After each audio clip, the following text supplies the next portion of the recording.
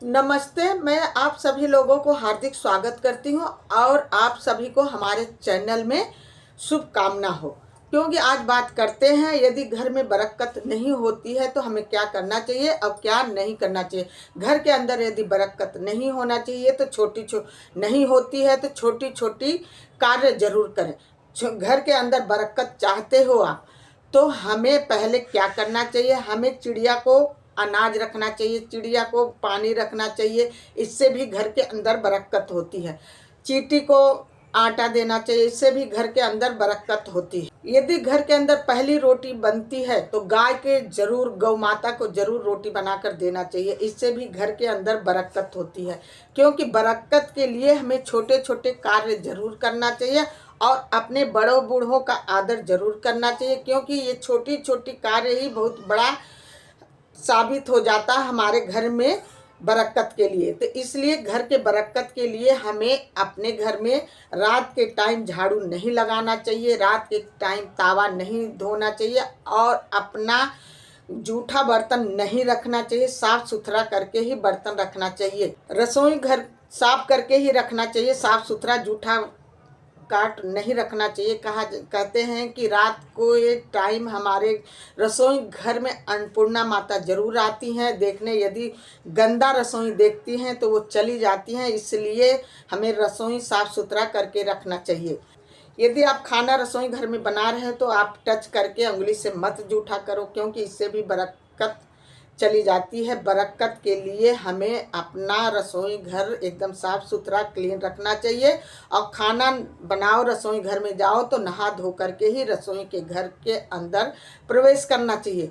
ये नहीं है कि हमें बिना नहाए धोए ही खाना बना दिए, अपने बड़ों बूढ़ों को खिला दिए, तो ये अच्छी बात नहीं है। हमें नहा धो करके ही पूजा पाठ करके थोड़ा सुबह जल्दी उठ करके ही कार्य कर लो, जो कि हमें ड्यूटी जाने वालों को टाइम पर हमें उनको लंच भी तैयार करना पड़ता है।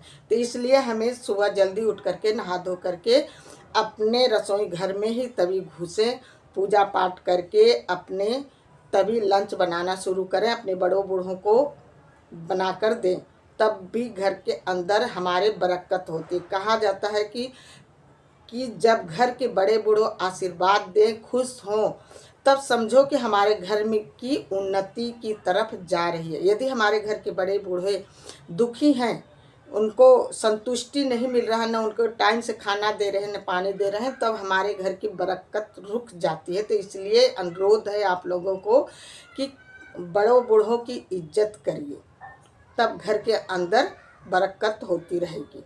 सुबह नहा धो करके सूर्य देवता को जल जरूर चढ़ाएं, इससे भी घर के अंदर धीरे धीरे बरकत होती है। शाम के टाइम दरवाजे पर दीपक जरूर जला करके दिया रखें, कि इससे भी घर के अंदर बरकत होती है। क्योंकि मीठा दिया, मीठे तेल की दिया जलाने से घर की बरकत बढ़ती ही है। शाम के टाइम झाड़ू नहीं लगाना चाहिए, गोदवलिया बेला में शाम के टाइम नहीं। तो ये सब कार्य यदि आप छोटे छोटे कार्य नहीं करते हो, पति कितना भी कमा ले, बरकत होने वाली नहीं है।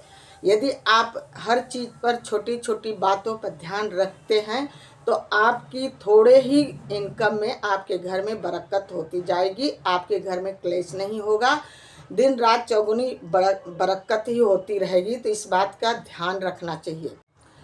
घर के अंदर बड़े बूढ़े हैं, माँ बाप हैं, तो टाइम टाइम पर उनको दवाई जरूर दिलाएं, उनको खुश जरूर रखिए, उनको टाइम पर मिठाई या कहीं घुमाने के लिए जरूर ले जाएं, क्योंकि इससे भी घर के अंदर बरकत होती। कहा जाता है ना कि घर की बाहर देवता पूजने जाएं और घर के अंदर देवता दुखी रहे, तो ये अच्छी बात नहीं है। पहले घर के अंदर अपने बड़े बूढ़ों का इज्जत करिए, मान सम्मान करिए, इससे भी घर के अंदर बरकत होती है।